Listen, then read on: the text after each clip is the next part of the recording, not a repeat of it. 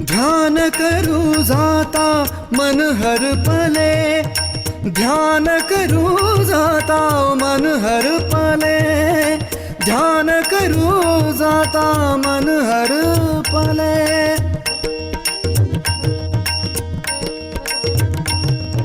ध्यान करूं जाता मन हर पले, सगुण ते झाले गुणातीत, सगुण ते झाले गुणातीत, सगुण ते झाले गुणातीत, सगुण ते झाले गुणातीत, गुणातीत। ध्यान करूं जाता मन हर पले, ध्यान करूं जाता मन हर पले।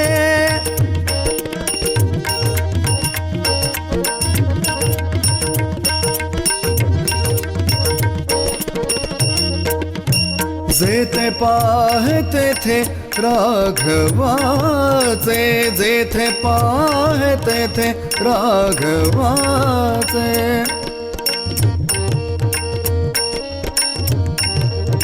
जेथे पाहते थे राघवाचे, ध्यान करी चाप बाण शोभतसे,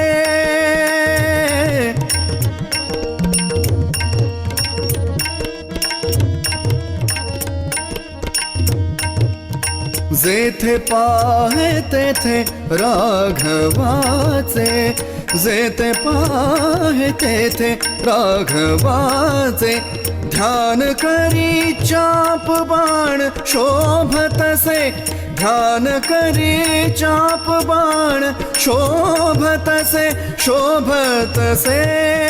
ध्यान करूं जाता मन हर पले, ध्यान करूं जाता मन हर पले, ध्यान करूं जाता मन हर पले।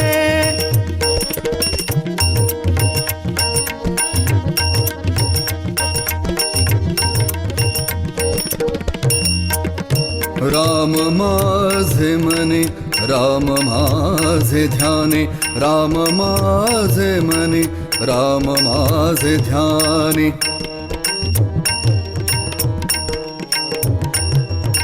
राम माझे मने, राम माझे ध्याने, राम माझे मने, राम माझे ध्याने,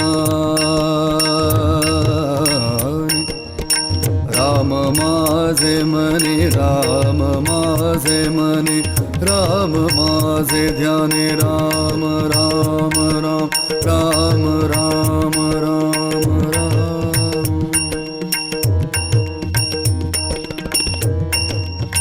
राम माझे मने, राम माझे ध्याने, शोभे सिंहासने राम माझ्या,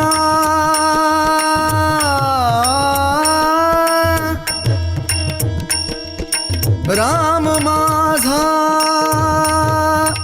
शोभे सिंहासने, राम माझा शोभे सिंहासने, राम माझा। ध्यान करूं जाता मन हर पले, ध्यान करूं जाता मन हर पले।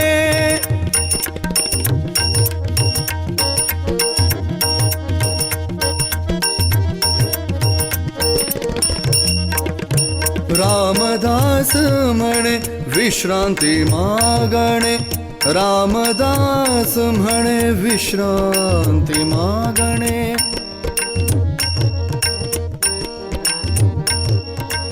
रामदास म्हणे विश्रांती मागणे,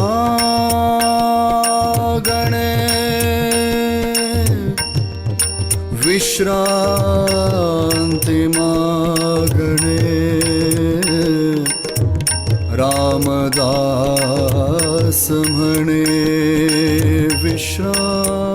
मागणे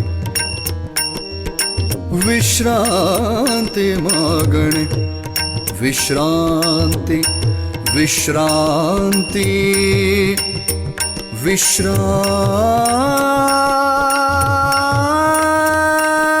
विश्रांती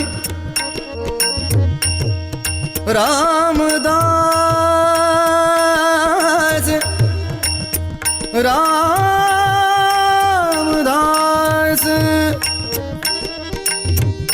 रामदास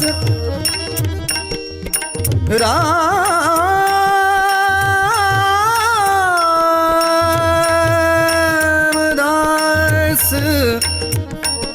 रामदास म्हणे रामदास म्हणे रामदास म्हणे विश्रांती मागणे विश्रांती मागणे रामदास म्हणे विश्रांती मागणे रामदास म्हणे विश्रांती मागणे जीवीचे सांगणे हित गुज जीवीचे सांगणे हित गुज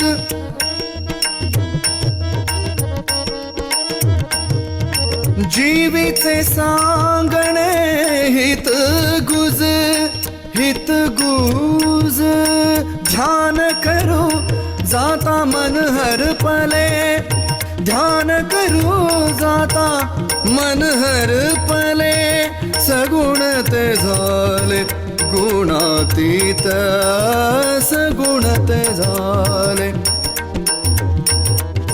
सगुण ते झाले गुणातीत गुणातीत गुणातीत ध्यान करू जाता मन हर पले ध्यान करू जाता मन हर पले मन हर पले ध्यान करू जाता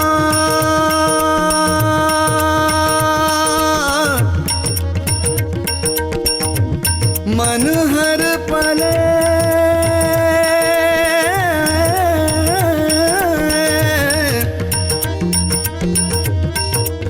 ध्यान करू जाता मन हर पले ध्यान करू जाता मन हर पले मन हर पले मन हर पले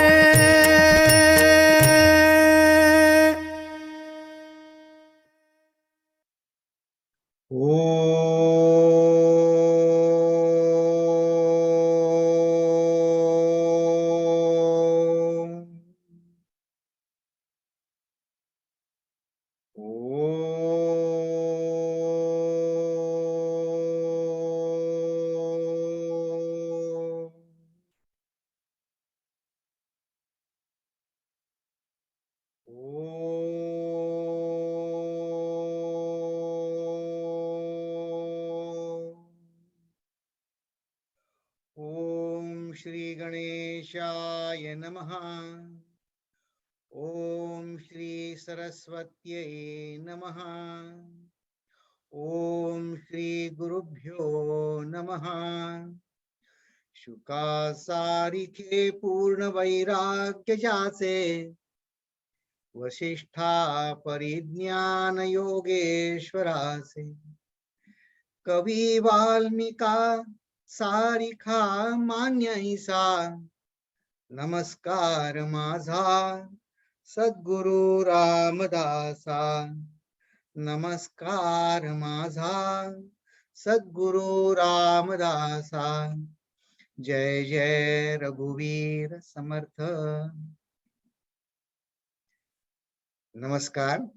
आपण बघा हा 9वा गुणरूपचा दशक बघत आहोत आणि त्यामध्ये आपले पहिले 6 समास आपले बघून झाले। गेल्या वेळी आपण 6वा समास पूर्ण करून 7वाही बघितला की मी चेतन आहे ब्रह्मसृष्टीमध्ये कसं भटलेलं आहे। त्या आपण ज्याला जड म्हणतो त्या पदार्थांमध्ये सुद्धा अखंडानंद महाराजांचा शब्द वापरायचा तर ब्रह्म ठस ठसाठस भरलेलं आहे. त्याची आपल्याला ओळख एक वेगळ्या तऱ्हेनं पटवण्यासाठी आपण त्याच्यावर विवरण पाहिलं. आणि आता त्याच्यावर शिष्य विचारतो प्रश्न की ठीक आहे, ब्रह्माने सृष्टी निर्माण केली, ती तयार करताना ब्रह्मात काही बदल किंवा कमी झालं नाही, ब्रह्मत्व हे सगळं, सृष्टी पण चेतन आहे, माझी साधनं कमी पडते त्याच्याकडे तसं बघण्याची. पण सध्या मग मी जिवंत आहे म्हणजे चेतन आहे, मग मी तिथे जेव्हा सृष्टी निर्माण व्हायला लागली तेव्हा स्थूल आधी आलं का सूक्ष्म आधी काय आलं? तर बघा, हे जड विज्ञान तत्वज्ञान त्यांच्या मते जीवनाची उत्क्रांती कशी झालेली सांगतात. ते सांगतात आधी जड आलं. आधी ही पृथ्वी आधी तप्त होती, मग ती थंड झाली, मग दगडगोटे झाले, मग छोटा एक जीव अत्यंत रुडिमेंटरी अवस्थेतला जीव आला आणि अशी उत्क्रांती झाली. तर ते आधी स्थूल मानतात. मग तसं आहे का? किंवा कशापासून काय उत्पन्न झालं, किंवा श्रेष्ठत्व कोणाकडे, किंवा कोणाला कोणाचा आधार आहे? सूक्ष्माला स्थूलाचा आधार आहे का स्थूलाला सूक्ष्माचा आधार आहे, की काय आहे? कशाला कोणाचा आधार आहे? आता बघा, हा प्रश्न त्यांनी पहिला विकल्प निरसन समासामध्ये विचारला, आणि हा प्रश्न इतका गंभीर आहे की त्याच्यावर रामदास स्वामींनी 2 समास घेतले. आणि आधी या प्रश्नाचं उत्तर की कशापासून काय झालं, स्थूलापासून सूक्ष्म प्रथम की स्थूल प्रथम, याचं एक थोडक्यात उत्तर दिलं. पण त्यांचं ते उत्तर देताना रामदास स्वामींना तर कल्पना होतीच हो, पण शिष्यालाही वाटलं की अरे हा प्रश्न दिसतो तेवढा सोपा नाही, कारण पहिल्या 7 ओव्यात तर रामदास स्वामींनी उत्तर दिलं, मला हे विचारायचं नव्हतं, मला दुसरं विचारायचं होतं. मग शिष्य रिफ्रेश करतो त्याचा प्रश्न. आपलं सुद्धा असं बरेच वेळा होतं बघा, की आपल्याला एक हवं असतं ऐकायला आणि ते गुरु ते अर्थ सांगितलं, अरे मला तर हे नव्हतं विचारायचं, मला दुसरं विचारायचं होतं. मग तो रिफ्रेश करतो प्रश्न. मग रिफ्रेश केल्यावर त्याचं पूर्ण शंका समाधान समर्थक करतात. पण तरी सुद्धा शिष्याच्या मनात जे पुनर्जन्माचा प्रश्न आहे ते करण्यासाठी विचार कसा करावा, कसा करू नये, याचं विवेचन हे 7व्या दशकात आहे. या 7व्या समासात सांगितलं.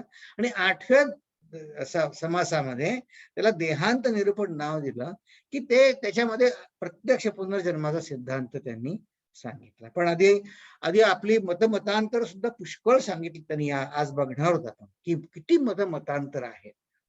तर आता बघा की या सगळ्याचा उद्देश काय, पण ते आपण लक्षात ठेवूया बरं, की हे ब्रह्मपिंड किंवा स्थूल सूक्ष्म अशी चर्चा आपली साधना खोल बनावी यासाठी आहे. यांनी काय होतं की आपला कशाला विरोध राहत नाही. ज्यांना स्थूलच मानतात त्यांनाही आपला विरोध म्हणजे आपण मानत नाही, ते काय मागतात त्याचा भाग वेगळा, पण आपल्याला त्यांच्यामध्ये विरोध दिसत नाही. आपल्याला वी ऍक्सेप्ट दॅम. याचं एक अगदी छोटं उदाहरण तुम्हाला सांगतो. त्याचं अगदी मला जाणवलं बघा, की आम्ही इथे चिन्मय मिशन मध्ये आहोत ना, तर चिन्मय मिशन मध्ये काय झालं, आमच्याकडे बाहेरचे गेस्ट आले. तर त्या ज्या संप्रदायातले होते, ते स्वामीनारायण तुम्ही ऐकलं असेल ना, तर त्यांच्यामध्ये ते मानतात की त्यांचे जे स्वामी आहेत ते भगवान आहेत असं ते मानतात. ठीक आहे, हरकत नाही आपली.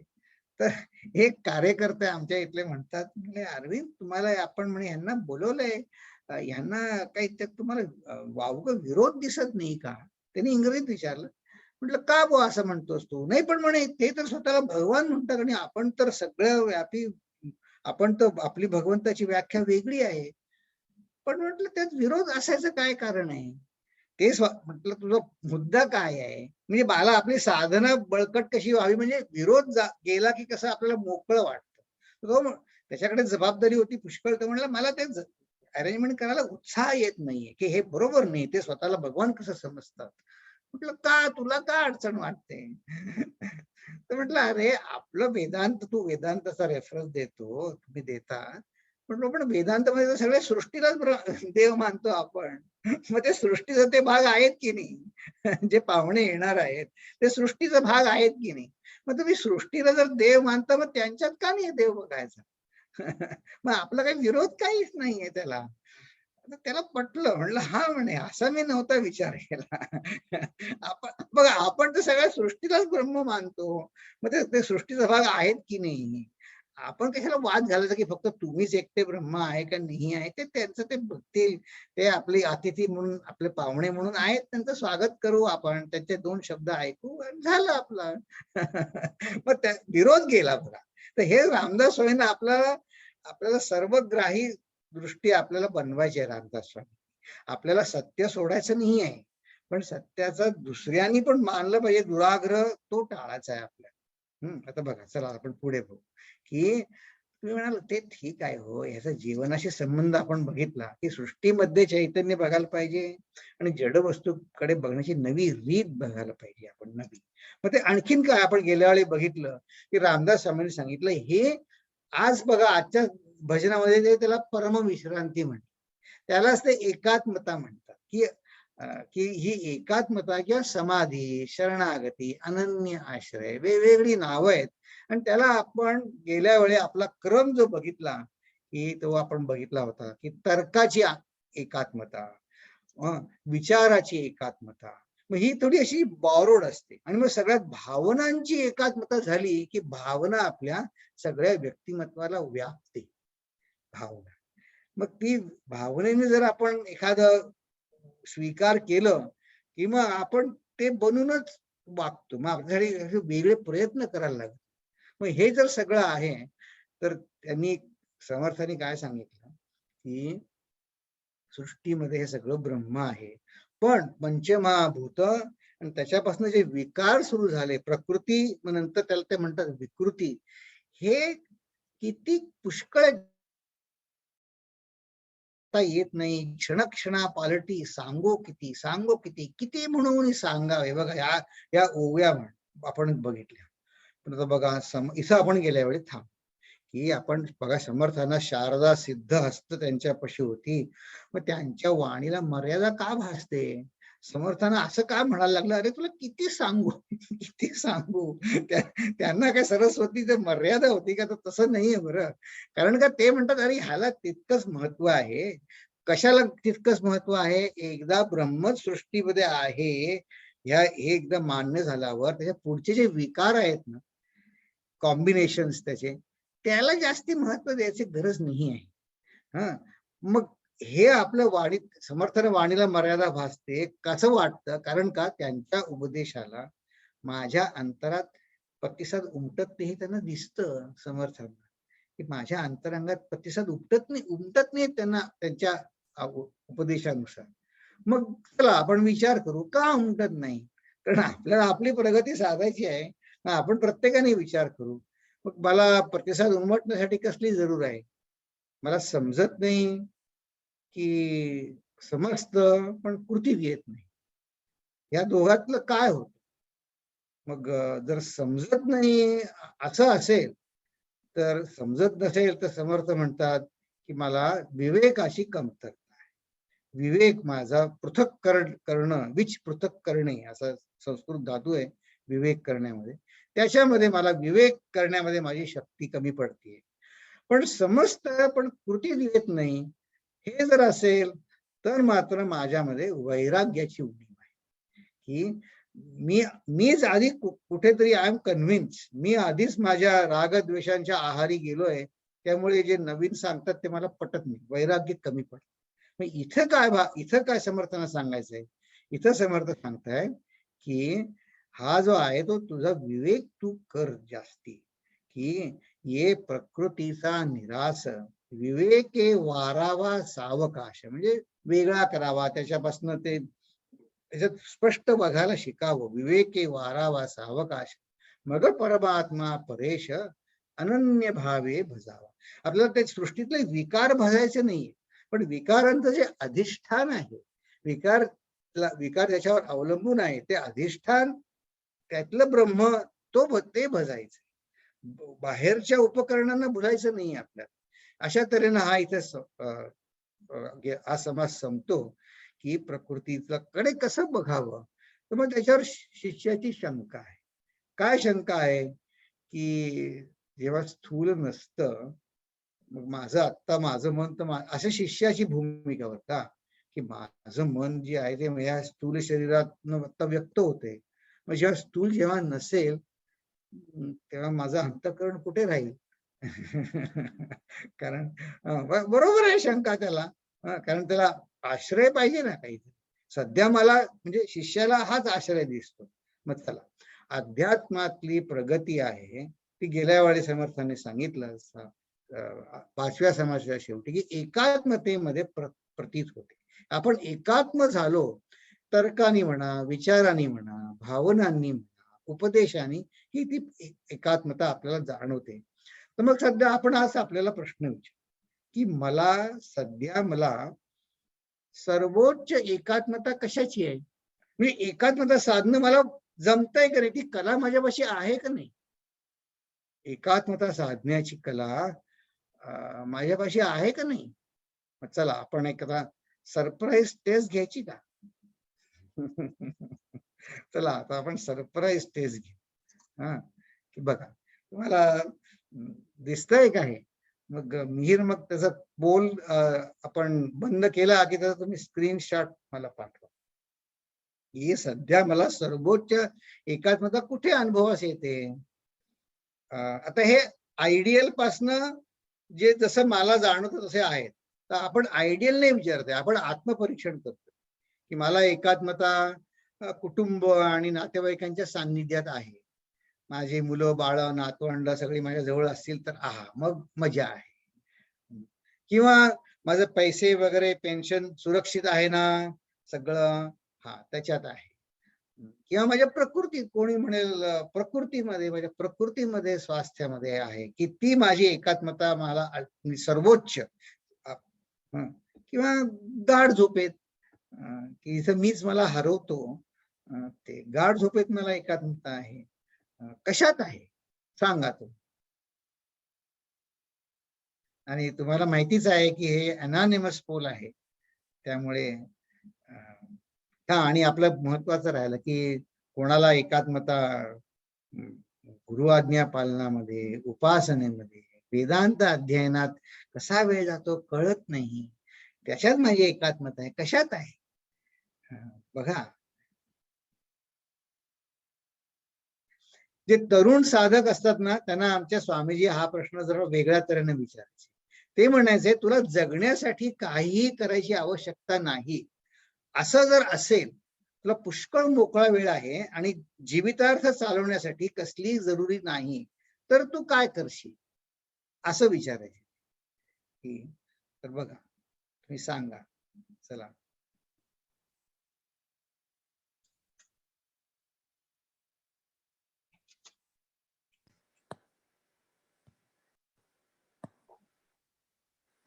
आणखी 10 सेकंद पण तुम्ही सगळ्यांनी मत तुम्ही म्हणजे हे आत्मपरीक्षण आहे, तुम्ही मत जरूर द्या. मत तुम्ही द्यायला पाहिजे.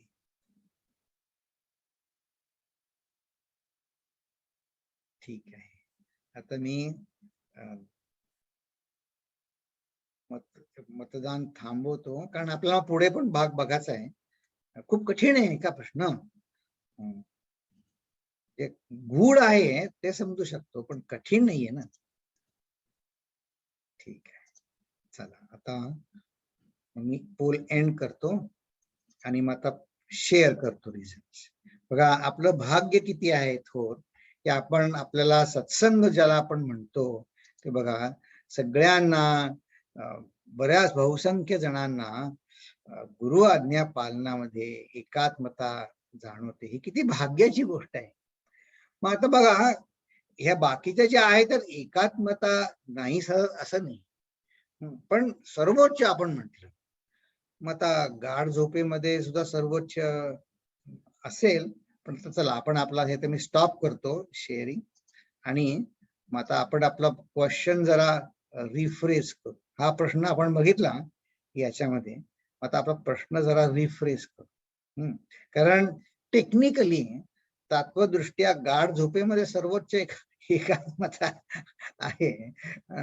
पण आता बघा, मग आता चला आपल्याला जागेपणी सध्या मला सर्वोच्च एकात्मता जाग असताना, पण झोपून चालणार नाही ना. सर्वोच्च एकात्मता झोपेत असली, पण सारखं कसं काय झोपणार? नाही लागत, झोप नाही लागत, सारखं झोपणं शक्य नाही. आणि झोपायचं पण नाहीये बरं का. तर कशाची आहे बघा, तर असं आहे, हे आपण गेल्या वेळी हा विचार बघितलाय की आपली जी जाणीव आहे ना, एकात्मता होण्यासाठी सुरुवात मूळ काय पाहिजे? जागो पाहिजे की नाही, आपण जाणीव पाहिजे की नाही, जागृत पाहिजे आणि आपली जाणीव पाहिजे. ती आपली जी आहे ती बॉडी एज अ रेफरन्स पॉइंटनीच वावरते बघा आपली जाणीव, की मी आधी देह. आणि त्यांनी काय होतं, आपलं चिंतन जे आहे हे स्थलकाल संबंधांना भेदून जाऊ शकत नाही. म्हणजे कसं, आधी नंतर, इथं तिथं, का कशाला, याच्या व्यतिरिक्त माझ्या इंद्रियांचे व्यवहारच होत. पण तरी सुद्धा देह आणि देहाला अनुसरून व्यवहार ही हा देहाने साधना होते, या देहाने, म्हणून ह्याला महत्व आहे. या देह सुस्थितीत राहायला माझी प्रकृती बिघडली तर माझं कदाचित साधन नीट होणार नाही. आणि या देहाने साधना होते म्हणून त्याला महत्व आहे. मग एक संतांची एक वाचत होतो मी, त्यांची जीवनी इतक्या सोप्या शब्दात त्यांनी सांगितलं. म्हणजे अरे वैराग्य वैराग्य म्हणजे एका पायावर उभं राहून तप करणं असं नाहीये. त्यांना एकाने विचारलं की तुम्ही मला वैराग्य कमी पडतं असं म्हणता, पण मग आम्हाला चहा सुटत नाही असं त्यांनी सांगितलं. तर ते काय म्हणले, अरे तुला मी कुठं सांगतोय चहा सोडायला, मी तुला एवढंच म्हणतोय की दिवसाच्या शेवटी तू प्रयत्नाने तुला जे देवाने फळ दिलं ते तू समाधानाने स्वीकारलं की ते वैराग्यच आहे. हे संतांचे शब्द आहेत बरं, मी बनवून नाही सांगत आहे. त्यांच्यामध्ये त्यांच्या साधनेचं बळ आहे आणि अनुभवाचा व्याप्ती आहे त्यांच्या, की मी जर प्रसाद बुद्धीनं दिवसाच्या शेवटी विथ नो रेसिड्यू लेफ्ट आपण ज्याला म्हणतो, त्यांनी जर स्वीकार केलं जे आहे ते, पण त्याच्यामध्ये असंही असू शकेल की मला चहाच मिळणार नाही त्या दिवशी, पण ते समाधानाने मी स्वीकारलं पाहिजे, म्हणजे वैराग्य आलंच. ते संत आणखीन एक खूप छान सांगायचे. ते म्हणायचे, उपास करण्यापेक्षा उपास घडण्यात जी मौज आहे ती काही और आहे, असं म्हणायचे. आहा, म्हणजे कसं की आपल्याला अंगी किती मुरले उपासना. तुम्हाला फरक लक्षात येतो ना? उपास करण्यापेक्षा उपास घडण्यात जी मौज आहे ते आहा, तर फार मला आठवण येते त्यांची. तर हे वैराग्य आहे. मग चला आपण हे वैराग्य आपल्या अंगी बांधते शब्दात कमी काय येतो माझ्या, मला अनुभव असा आहे, वैराग्याने मला अनुभव येणार. वैराग्य जेवढं माझ्या अंगी येईल ना तेवढी माझी चित्तशुद्धी होईल. आणि मग हाच अगदी हे शब्द फक्त शब्दच राहतील जर वैराग्य नसेल तर. ह्याच्यावर एक असं आहे की वैराग्य आणि वैराग्य जनित अनुभव हा देता येत नाही, हा स्वतः कमवायचा असतो. हे कोणी देऊन वैराग्य देता येत नाही आपल्याला. नाही तर बघा तुरुंगामध्ये किती जण आहेत की नाही, मग ते किती मिनिमम नीड जर राहतात, पण त्यांना वैराग्याला असं आपण म्हणू शकतो का? नाही म्हणू शकत. वैराग्य आतून कमवायचं असतं, ते शब्दात सांगता येत नाही. तर ह्याच्यावरचा मला एक ज्ञानेश्वर महाराजांचा इतका एक सुंदर अभंग मला आला ऐकण्यामध्ये, तर तो आपण ऐकू आज. की वैराग्याचं जे आहे ना ते देता येत नाही. ते कसं आहे ते बघूया. चित्री सूर्यबिंब काढू येईल चांग, चित्री सूर्यबिंब काढू येईल चांग, चित्री सूर्यबिंब काढू येईल चांग, प्रकाशाचे अंग काढिता नये, प्रकाशाचे अंग काढिता नये, चित्री सूर्यबिंब काढू येईल चांग प्रकाशाचे अंग काढिता नये प्रकाशाचे अंग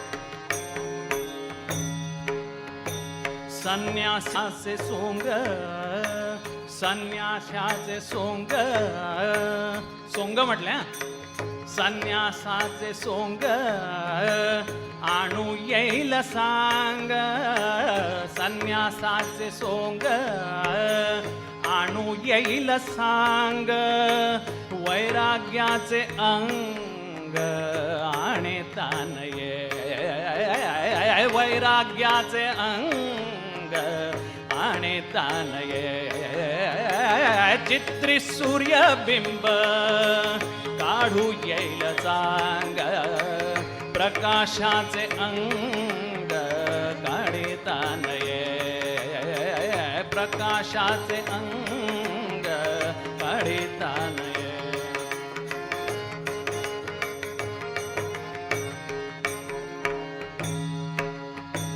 ब्रह्मज्ञान मुखे ब्रह्मज्ञान मुखे बोलू येईल सांग ब्रह्मज्ञान मुखे सुंदर प्रवचन करू शकतो ब्रह्मज्ञान मुखे बोलू येईल सांग अनुभवाचे अंग आणता नये अनुभवाचे अंग आणता नये चित्री सूर्यबिंब काढू येईल जांग चित्री सूर्यबिंब काढू येईल सांग प्रकाशाचे अंग काढिता नये प्रकाशाचे अंग काढिता नये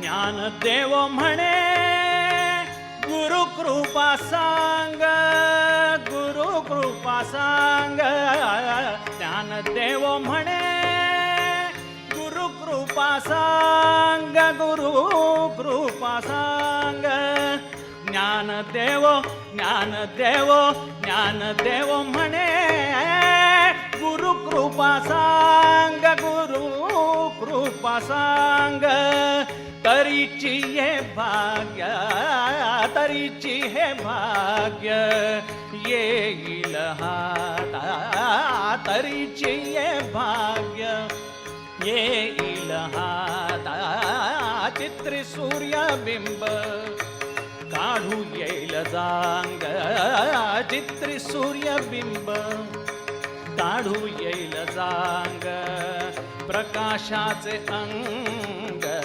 काढिता नये प्रकाशाचे अंग काढिता नये प्रकाशाचे अंग काढिता नये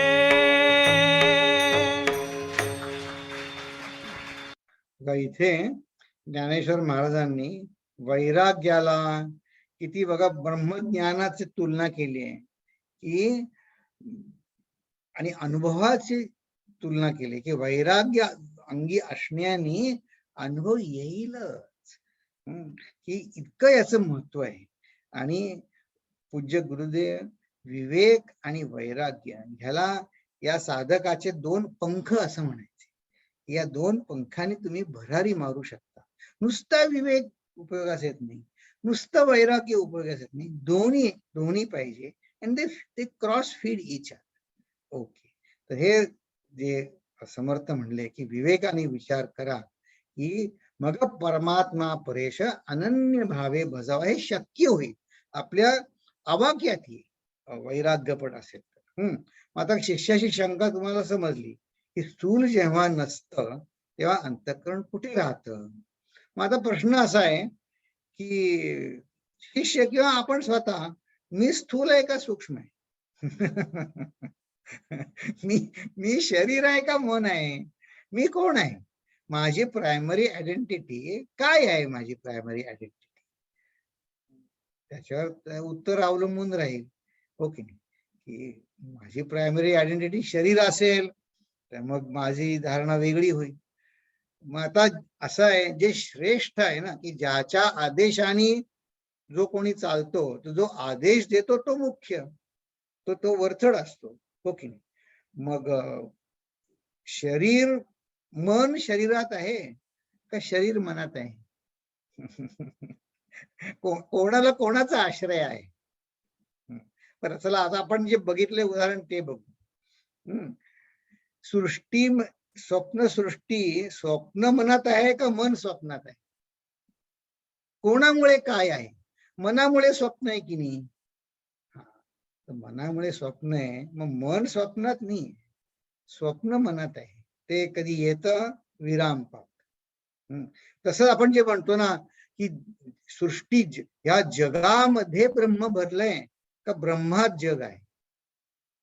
हा आपल्या एक प्रश्न विचारण्यावरून संतांना आपलं भूमिका कळते की यांची भूमिका काय. ठीक आहे, सध्या आपण हा विचार इथेच ठेवू, कारण हा विचार मग आपण हा समासाच्या नंतर पुन्हा घेऊ चर्चेसाठी. पण याची तुम्हाला काय म्हणायचं स्कोप चर्चेचा कसा आहे तर बघू. श्रीराम आधी स्थूळ आहे एक, तरी मग अंतःकरण पंचक, जाणतेपणाचा विवेक स्थूला करिता, तैसेची ब्रह्मांडे विण काही, मूळ मायेसी जाणीव नाही, स्थूळाच्या आधारे सर्वही कार्य चाले. बघा, स्थूळाच्या आधारे कार्य चाले. बघा केवढं शिष्याचं शंका बघा कशी आहे. स्थूळाच्या आधारे कार्य चाले, ते स्थूळची नसता निर्माण, कोठे राहील अंतःकरण, ऐसा श्रोती केला प्रश्न, याचे उत्तर ऐका. तर सोपं आहे की याच्यामध्ये आता हे आपण आधी सोप्या शब्दात आपण बघितलंच. तर बघा समर्थांचं उत्तर किती कसं आहे बघा. कोसले अथवा काटे घरे, नाना पृष्ठभागी चालती घरे. कोसले म्हणजे ते शंख शिंपले असतात ना, शंख किंवा गोगलगाई आपल्याला दिसतात बघा. त्यामुळे शंख पडलेले पण असतात, निर्जीव जे तो प्राणी त्यातनं गेलेला असतो. ते असं दिसतं की नाना पृष्ठभागी चालती घरे. मग ते शंख आधी आले का त्यात राहणारा जीव आधी आला? म्हणजे जीव करती लहान थोर शक्तीनुसार, शंख शिंपी घुला कवडे, आधी त्यांचे घर घडे किंवा आधी निर्माण किडे. हे विचार आहे की किडे आधी निर्माण झाले ना, आणि मग त्यांनी घर केलं. आधी प्राणी ते होती, मग घरे निर्माण करीती, हे तो प्रत्यक्ष प्रचिती सांगणे न लगे. हे प्रत्यक्ष आहे की किडे आधी झाले, आळ्या झाल्या, किडे झाली, मग त्यांनी त्यांची घरं केली. ठीक आहे, पण म्हटले तसं आधी सूक्ष्म जाण, मग स्थूल होते निर्माण, येणे दृष्टांते प्रश्न, फिरला श्रोतयांचा. त्यांनी समर्थाने थोडक्यात उत्तर देऊन दिलं इतक्या थोडक्यामध्ये. पण शिष्य म्हणला नाही नाही नाही, मला माझं समाधान नाही झालं. कारण का स्थूल आधी की सूक्ष्म प्रश्न आपल्याला वाटतं तेवढा सोपा नाहीये. तो आता बघा तो रिफ्रेश करतो प्रश्न. मग आता आपण कसा सुंदर त्यांनी केलाय बघा. की बघा आपण बघूया. तव श्रोता पुसे आणिक, जी जी आठवले काही एक, जन्म मृत्यूचा विवेक मज निरोपावा.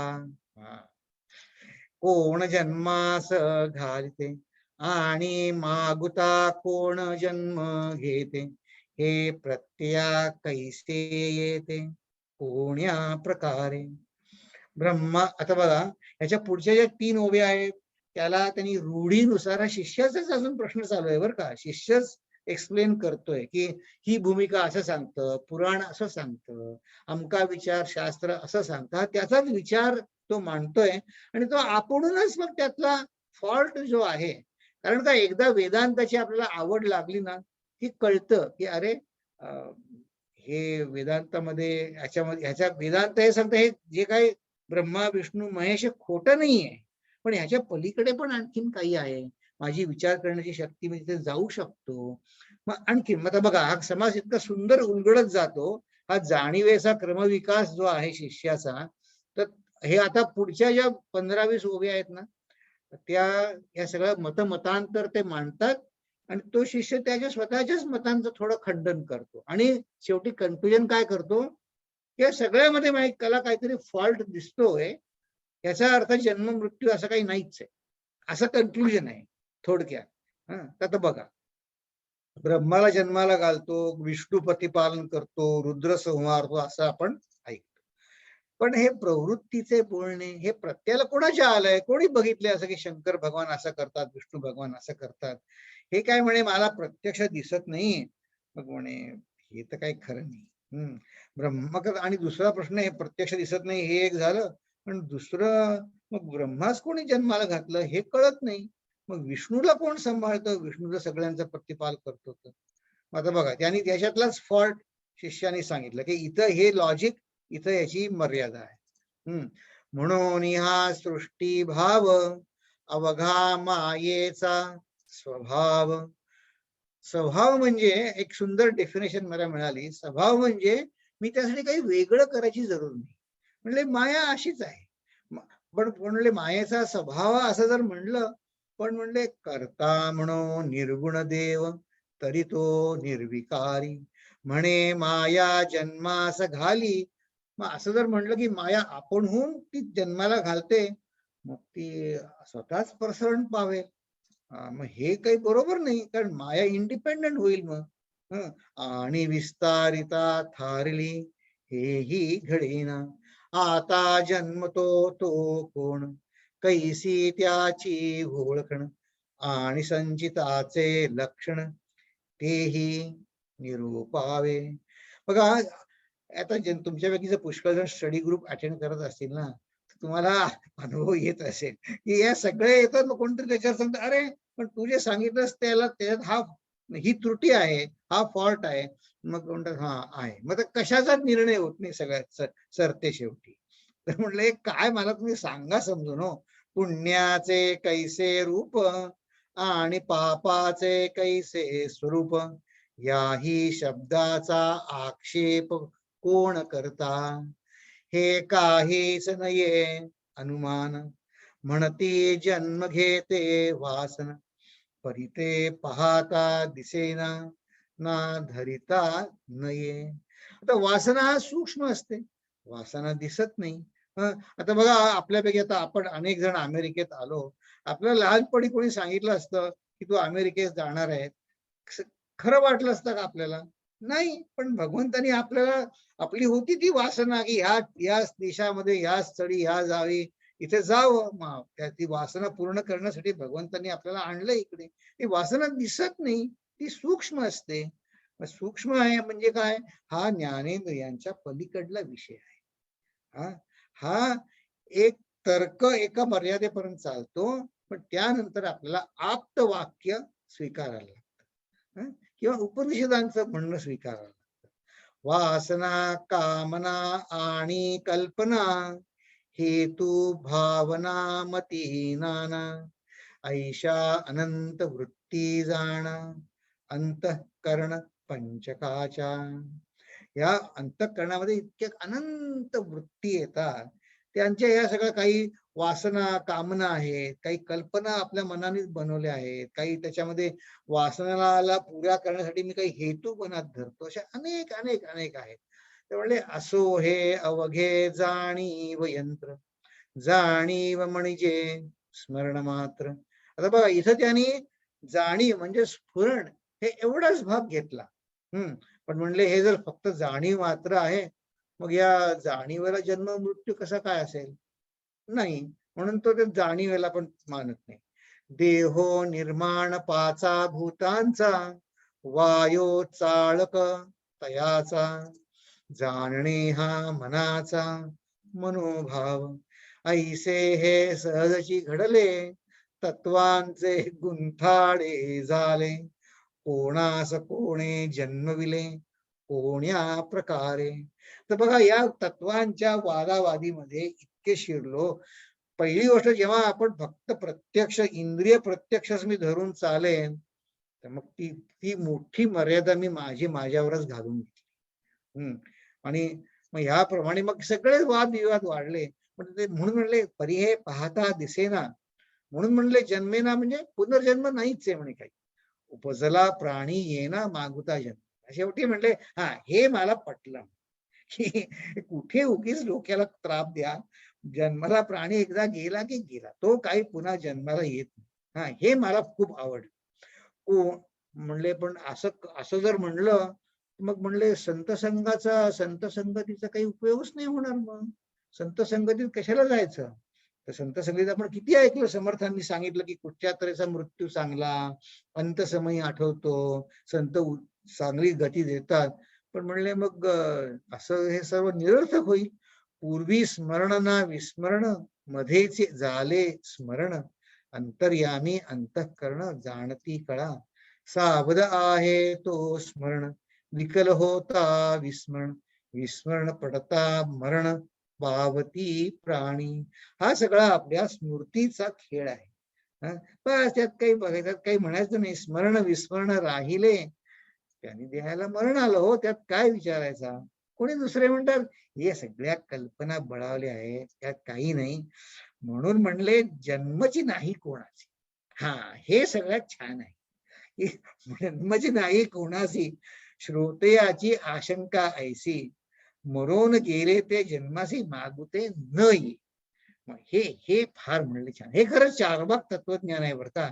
तसं पुढे आपण बघूया. आणि त्याला जर दृष्टांत देतात ना, हा त्याला ह्या जस्ट बिकॉज तुम्हाला हा एव्हिडन्स आहे म्हणून ते तत्वज्ञान खरं होत नाही.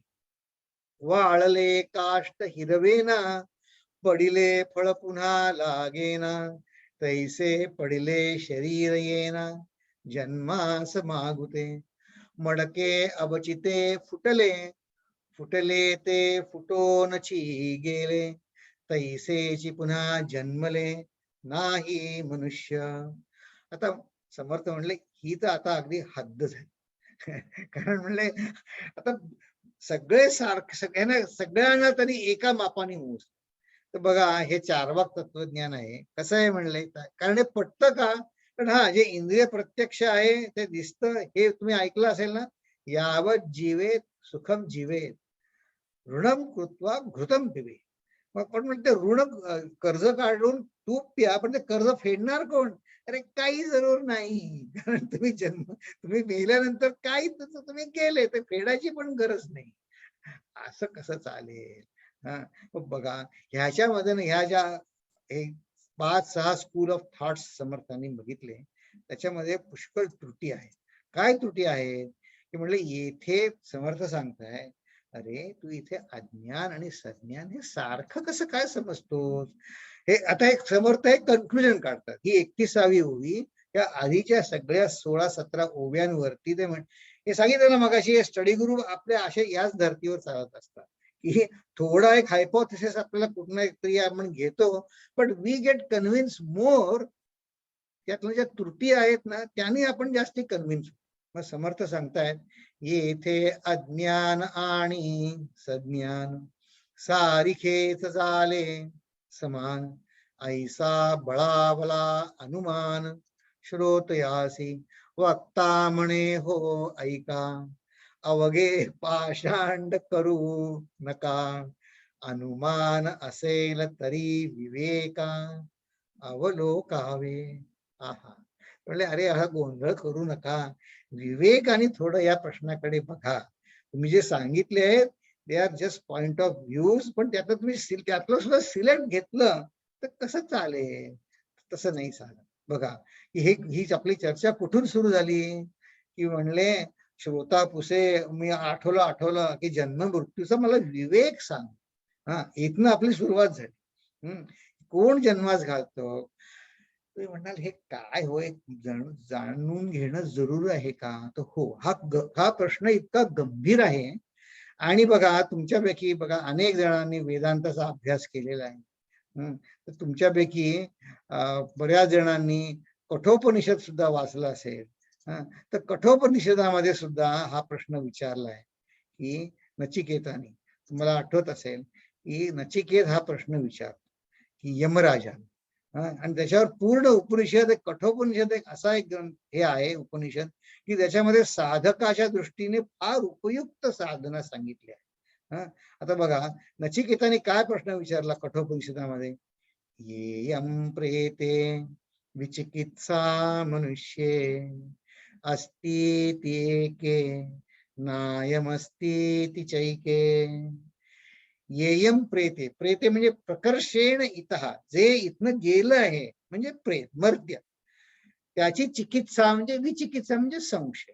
कुठे आहे? या मनुष्य लोकात त्याचा, मनुष्य म्हणजे मनुष्य लोके, मनुष्य लोकामध्ये त्याच्याविषयी पुष्कळ संशय आहे, विचिकित्सा आहे. काय आहे? काही जण म्हणतात याच्यानंतर काही अवस्था आहे, काही जण म्हणतात नाही नाही ना यमस्ती, ते तुझं तेवढंच जोरात सांगतात, काही नाहीये. एतद विद्यामनुशिष्टस्त्वयाहम, ही विद्या यमराजा मी तुझ्यापाशी अनुशिष्ट, तुझा मी शिष्य बनण्यासाठी तुझ्याकडे आलोय, आणि त्यांनी हा मला वराणामेशम वरस्तृतीय. तुम्हाला ती कथा माहिती असेल ना, यमराजाने त्याला 4 वर दिले, 3 वर दिले, यमराजाने 3 वर दिले, आणि त्या 3 वरांमध्ये 3 वर देऊन त्याला सांगितलं की आता माग तुला काय हवं ते. तर मग बघा, पहिल्या वरामध्ये, आता ही गोष्ट तुम्हाला माहिती असेल यमराजाची, नचिकेताची, तर पहिल्या वराने नचिकेतन, बघा तर किती परिपूर्ण आहे हे उपनिषद, की पहिल्या वरामध्ये नचिकेता आपल्या कुटुंबाचं कल्याण मागतो. त्या नचिकेताची आख्यायिकामध्ये असं आहे की बघा, त्याचं शुद्ध अंतःकरण नचिकेताचं, तो छोटा मुलगा बरं का, 11 वर्षाचा, 9-10 वर्षाचा कुमार, तो बघतो की वडील, जसं आपल्याला जसं काही आपण जे घरात नकोय त्या वस्तू आपण ते कुठे चॅरिटीला देतो ना, तर आपल्यासारखे लोक त्यावेळी असणार हो, तर त्यावेळेस ते जे गायी दान करत होते त्याचे वडील त्या यज्ञामध्ये, त्या सगळ्या कृष्य झालेल्या गायी देत होते. पण त्या नचिकेताचं अंतःकरण इतकं शुद्ध, तो म्हणला ते वडील यज्ञ करतात पण त्या गायी काही मनापासून देत नाहीये, आणि सर्वस्वाचं दान द्यायचं त्यांनी कबूल केलंय, तर त्या वडिलांना दोष देत नाही. तो काय म्हणतो, त्याचं स्वगत पण त्या उपनिषदात आहे. तर त्या नचिकेत स्वतः म्हणतो की मी काही अगदीच टाकाऊ नाहीये. तो मुलगा स्वतःशीच म्हणतोय बरं का, मी काही अध्ययन केलेलं आहे तर मी मध्यम तरी नक्कीच आहे. तर मग माझं पण जर दान माझ्या वडिलांनी केलं तर त्यांचा यज्ञ यशस्वी होईल. आहा, तर वडिलांना सांगतो, अहो तुम्ही मग मला पण द्या कोणाला तरी, मला कोणाला दान देणार तुम्ही? बघा, हे शुद्ध अंतःकरण आणि वैराग्य याचं प्रतीक आहे. आज हे 2 आपण बघितलं. तर वडील चिडतात त्याच्यावर, तर 3दा विचारतात. उपनिषद आहे, पहिल्यांदा विचारलं, दुसऱ्यांदा विचारलं, काय वडिलांनी उत्तर नाही. तिसऱ्या वेळी चिडले ते, म्हणजे कोणाला दान करू? तुला मी यमराजाला देतो. तो म्हणतो ठीक आहे, मी जातो यमराजाकडे. तो यमराजाकडे पोहोचतो, त्याच्याकडे यमराजा नसतो तिथे, असं आख्यायिका आहे. तो 3 दिवस उपाशी राहतो तिथे. हे शिकवताना आमच्या स्वामीजी आम्हाला म्हणायचे, अरे अरविंद, तू कुठे स्वामीजींना भेटायला कुठल्या आश्रमात गेला, आणि स्वामीजी नाहीयेत, तू तिथे उपास करशील का? म्हणते चला, नाहीतरी स्वामीजी नाहीये, चला आपण खाऊन पिऊन घेऊ, जरा साईट सीइंग बघून घेऊ इथे. मग 3 दिवसांनी स्वामीजी येतील, तर स्वामीजी कुठे जातात? स्वामीजी येतीलच. तू उपास करशील का? तर तसं पण नचिकेता तसं नव्हतं बरं का. तो म्हणला मी ज्या कामासाठी आलोय ना ते मी पहिले कर. ते 3 दिवस उपाशी राहत होतो. यमराज त्याला म्हणतो की अरे तुला मी 3 वर देतो, तू सांग, तू 3 दिवस उपाशी राहिलास, तुला मी तुला 3 वर देतो, सांग. मग बघा नचिकेताचं अंतःकरण किती शुद्ध. अहो मला ती कल्पना, मला फक्त कल्पनाच करता येते तो, कारण माझं असं आहे, मला कोणी असं जेवायला नाही बोलवलं, आपण मला जेवायला नाही बोलवलं, मला अपमान वाटतो.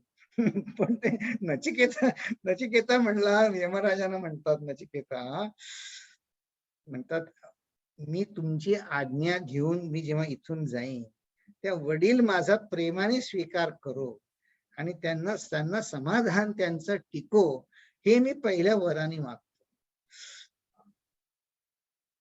त्याचा किती अंतःकरण शुद्ध आणि त्याचं वैराग्य त्यांनी पहिल्या वरात स्वतःसाठी काही मागितलं नाही.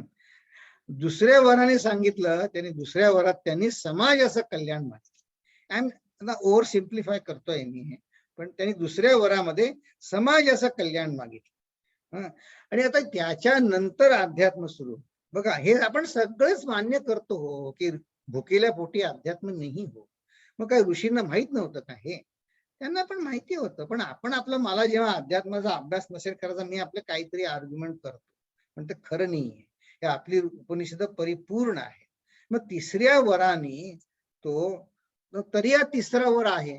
मग आता बघा, आपण विचार करू. खरं आणखीन एक मी होमवर्कचा प्रश्न केला होता, पण आपल्याला एक थोडं 5 मिनिटाचं उपनिषद गंगा बघायचे, तर माझ्या मध्ये तुम्हाला ते प्रश्न, आणखीन एक प्रश्न पेपरपेक्षा उपनिषद गंगा बघायला आवडेल. तर तो पोर्शन तर तुम्हाला मी जास्ती त्रास देत नाही. तर आधी आपण गर्भित अर्थ आपण बघू की हा माझं कुटुंबाचं कल्याण आणि समाजाचं कल्याण, ह्याच्या पलीकडे आणखीन काही हित असू शकतं का? बघा, तिसरा वर आहे, याचा गर्भित अर्थ काय आहे? माझं कल्याण आणि संबंध समाजाचं कल्याण. तो म्हणतो सगळ्या समाजातले लोक स्वर्गाचं सुख उपभोगो, अशी टेक्नॉलॉजी तू मला शिकव, असं नचिकेता यमदेवतेपाशी मागतात. आणि तरी तिसरा वर आहे. म्हणजे हा प्रश्न किती महत्वाचा आहे. आणि त्याचं कन्क्लुजन असं की परमोच्च ऐहिक सुख म्हणजे कृतार्थता नव्हे. आणि म्हणूनच बघा, अत्यंत श्रीमंत लोक, अत्यंत अधिकाराच्या जागेवर असलेले लोक सुद्धा ते सुखी नसतात. ते सुखी होण्यासाठी काहीतरी वेगळ्यासारखं काही वेळे करतात.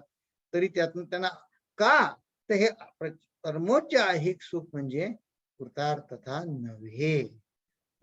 तर हे सांगणारा एक 3 मिनिटाचा एपिसोड आपण बघू आणि मग आपण थांबू. चला. हे ब्राह्मण, तुम मेरे घर पर 3 रात भूखे रहे हो, इसलिए मेरे कल्याण के लिए बदले में 3 वर मांग लो। हे मृत्यु, पहला वर मैं अपने परिवार के कल्याण के लिए, दूसरा वर मैं समाज के कल्याण के लिए, और तीसरा वर मैं स्वयं के कल्याण के लिए मांग रहा हूँ। मेरे पिता मुझ पर प्रसन्न हो और आपकी आज्ञा से घर लौटने पर वे मुझे स्वीकार कर लें। यह मैं पहला वर मांगता हूँ। तथास्तु। अब दूसरा वर मांगो। हे मृत्यु, मैंने सुना है कि स्वर्ग में न मृत्यु का भय है और न बुढ़ापे का, वहां न भूख का भय है और न प्यास का। इसलिए दूसरे वर के रूप में मुझे वह ज्ञान दे जिससे मैं उस अमृत तत्व को जान सकूं, जिसे जानकर मनुष्य दुख मुक्त हो सके। तथास्तु। अब तीसरा वर मांग लो। मरे हुए मनुष्यों के संबंध में कुछ लोग कहते हैं कि वे हैं और कुछ लोग कहते हैं कि वे नहीं हैं। मैं उस सत्य को जानना चाहता हूँ। नचिकेता, देवताओं के लिए भी वह रहस्य दुर्लभ है। तुम कोई दूसरा वर मांग लो। हे मृत्यु, मैं उस रहस्य को जानना चाहता हूँ जिसे न जानने के कारण मेरे निष्प्रिय और तपस्वी पिता भी मोह के बंधन न काट सके। क्या है जीवन की उपासना का वह रहस्य जिसे मनीषी आत्मविद्या कहते हैं? हे नचिकेता, तुम 100 वर्ष की आयु वाले पुत्र पौत्र मांग लो। पशुधन, हाथी, घोड़े, सुवर्ण, रत्न मांग लो। मर्त्य लोक में जो जो कामनाएं दुर्लभ हैं, वह मांग लो। ये स्त्रियां, ये रथ, ये वाद्य मांग लो। ऐसी स्त्रियां जो मनुष्यों को प्राप्त होने योग्य नहीं, उनसे अपनी परिचर्या करवा लो, पर मृत्यु के संबंध में प्रश्न मत पूछो। हे अंतक, ये सुख, ये भोग कल रहेंगे या नहीं इसका भरोसा नहीं है। भोग से इंद्रियों का तेज कम होता है, इसलिए आपके ये घोड़े, ये नाचिए गान आप अपने पास ही रहने दें। नवित्तेन तर्पणियो मनुष्य, मनुष्य के धन की प्यास कभी बुझने वाली नहीं, इसलिए मुझे तो आप वही ज्ञान दें जिसे पाकर मनुष्य अमर हो जाता है। हे नचिकेता, जीवन के दो पथ हैं, एक श्रेय का और दूसरा प्रेय का। प्रेय का मार्ग भौतिकता का, भोग का है। योग का, श्रेय का मार्ग आध्यात्मिकता है। दोनों ही मनुष्य के सामने भिन्न भिन्न रूपों में आते हैं। बुद्धिमान प्रेय की अपेक्षा श्रेय को चुनता है। निर्बुद्ध अपने लिए प्रेय का मार्ग स्वीकार करता है। भोग का मार्ग अविद्या का, अज्ञान का मार्ग है। अध्यात्म का मार्ग विद्या का, ज्ञान का मार्ग है। प्रेय के मार्ग को चुनने वाला सुख को ही सत्य मान बैठता है। श्रेय के मार्ग को चुनने वाला आत्मा को ही सत्य मानता है। प्रेय का मार्ग इंद्रियों की ओर ले जाता है, श्रेय का मार्ग इंद्रियों से परे ले जाता है। हे नचिकेता, आत्मा के सत्य को तर्क से नहीं जाना जाता, श्रोत्रिय और ब्रह्मनिष्ठ गुरु के द्वारा दिए गए ज्ञान से ही आत्मा का सत्य जाना जा सकता है। इथे सुद्धा त्याने तेच म्हणले की आत्मज्ञानाशिवाय जीवनात कृतार्थता येणे कदापिही शक्य नाही। हा निर्णय त्यांनी पण काढला। एक संत ते इतकं सुंदर सांगत असत की आत्मज्ञान बोध करून घेणे हा प्रत्येक मानवाचा जन्मसिद्ध हक्क आहे। कोणाला, बाकी जनावरांना तो नाही आहे, फक्त माणसाला आहे। आणि या क्षेत्रात स्वप्रयत्न आणि तोच पुरुषार्थ आहे। बघा, नचिकेताने सुद्धा मोक्ष नाही मागितला, त्यांनी ज्ञान मागितलं।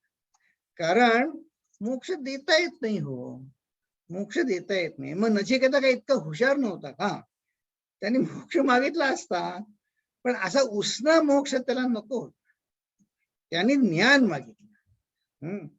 आणि त्याच्यापाशी त्याला इतकी प्रलोभनं दाखवली यमराजांनी, त्याला पुष्कळ प्रलोभनं दाखवली। आणि मग त्यानंतर जसं आता ह्या समासामध्ये शिष्यानी रिफ्रेश केला ना प्रश्न, तसा नचिकेता पण रिफ्रेश करणार आहे प्रश्न त्याचा, आणि त्याला यमराज उत्तर देणार आहेत। तर आज जसं यमराजांनी नचिकेताला सांगितलं की श्रोत्रिय ब्रह्मनिष्ठ गुरूंच्या कडनं शिक्षण घेऊनच हा तर्काने नाही जाणला जात, श्रोत्रिय ब्रह्मनिष्ठ असे रामदास स्वामी आपल्याला लाभलेत, तर त्यांच्याकडनं आपण ह्याच्या पुढचा भाग जो आहे, ज्यातून खरं आत्मज्ञानाचा काय म्हणायचा जन्म मरणाच्या याचा उपदेश सुरू होतो, तो आपण पुढच्या अभ्यास वर्गात बघू। आता मी इथे थांबतो।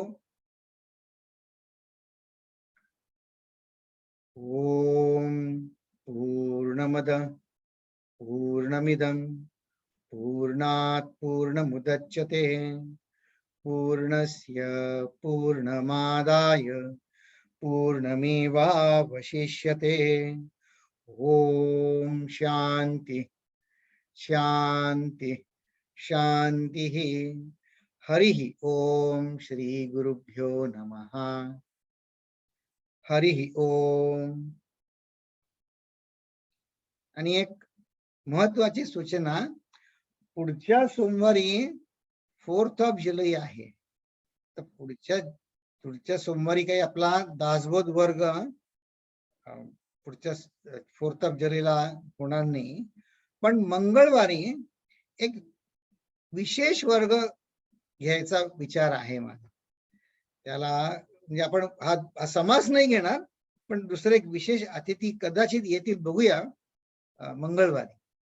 तर पुढच्या आठवड्यात आपल्याला आपण सुट्टी घेणार आहोत एका अर्थाने, म्हणजे हा समास पुढे नाही चालवणार। आधीचा भाग बघू दासबोधातला, किंवा ते आले मला ज्यांना मी बोलवण्याचा प्रयत्न करतो आहे तर ते बघू, पण सोमवारी तर नाही क्लास होणार, कंबाईन क्लास आपण मंगळवारी करू, एवढं